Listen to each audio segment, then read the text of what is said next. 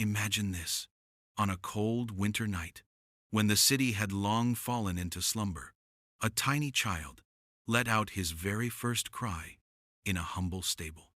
No one would have thought that cry would one day echo through the corridors of history. This child was not born in a palace, nor wrapped in royal silk, but laid upon straw beneath the glow of a strange star blazing across the heavens. He did not come seeking power, but to bring light to a world swallowed by darkness. This is not just an ancient tale retold for thousands of years. It is a journey written in sweat, blood, and tears. A journey where every step carried love, sacrifice, and pain almost too heavy to bear. And yet, from a poor manger to an empty, radiant tomb, this story became the greatest hope the world has ever known.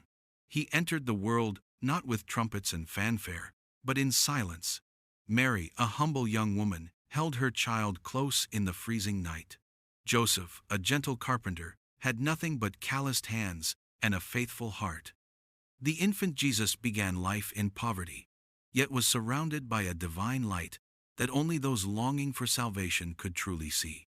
That very night, the first to hear the good news were shepherds, not kings or nobles, but the lowly men whose hands carried the scent of earth and sweat.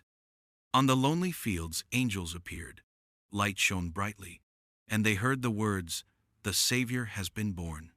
From afar, wise men traveled from the east, following the strange star, carrying precious gifts to honor him. But in the shadows, a fearful ruler trembled. King Herod, afraid for his throne, ordered the slaughter of innocent children. And from the earliest days, Jesus had to flee with his parents into Egypt. From the very beginning, his path was harsh. He was born to love, but the world quickly sought to erase him. His childhood and youth passed in simplicity.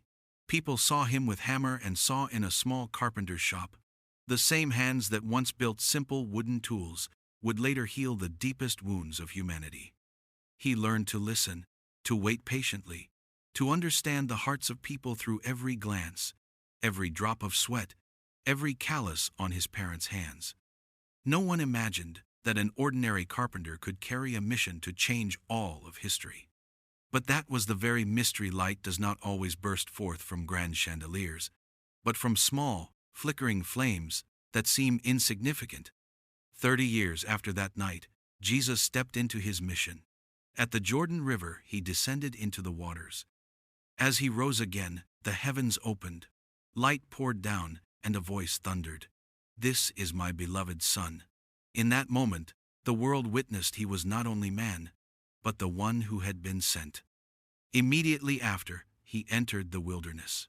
40 days without food or water, facing unimaginable temptation. Voices whispered, "Turn these stones to bread to satisfy your hunger.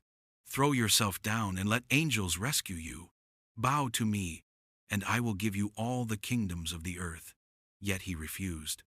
Again and again, proving that true love cannot be bought, and a true mission cannot be compromised. This was the beginning of a journey no one could have foreseen. He walked through villages and countrysides, meeting those the world had forgotten. A blind man opened his eyes and saw light for the very first time.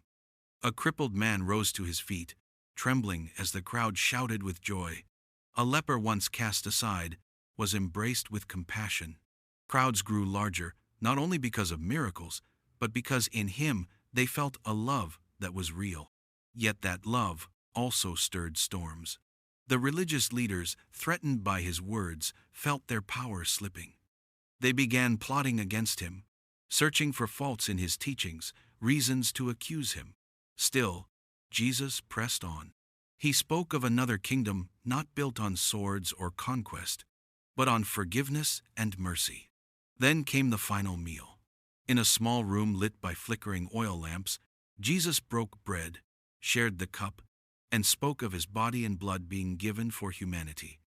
The disciples sat close, but none fully understood. Only he knew the hour had come. That night, in the Garden of Gethsemane, he knelt to pray. Fear and anguish weighed so heavily that his sweat fell like drops of blood. He whispered, "If it is possible, let this cup pass from me. Yet not my will, but yours be done." And then the shadows came. Judas, once a companion, led soldiers in with a kiss of betrayal. The disciples scattered. Jesus was bound, dragged into the night. Accusations flew, mockery and blows rained down. The loving teacher was now branded a criminal. At dawn, he was brought before the Roman governor. Though no fault was found, the cries of the crowd prevailed. Death by crucifixion. The mob roared, "Crucify him!" He was beaten without mercy, his back torn by whips tipped with iron. A crown of thorns was pressed into his head, blood streaming down his face. They mocked, "Hail, King of the Jews!" Then came the burden of the cross, a massive beam of wood dragged step by step toward Golgotha. Each movement was agony. Some wept, others jeered.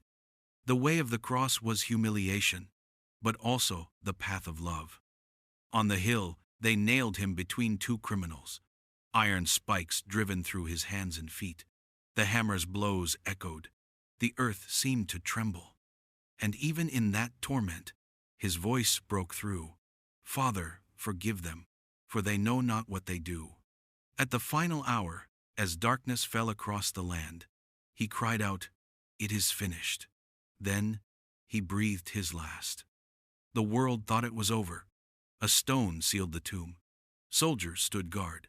Hope appeared buried. But on the third morning, the impossible happened. The stone was rolled away.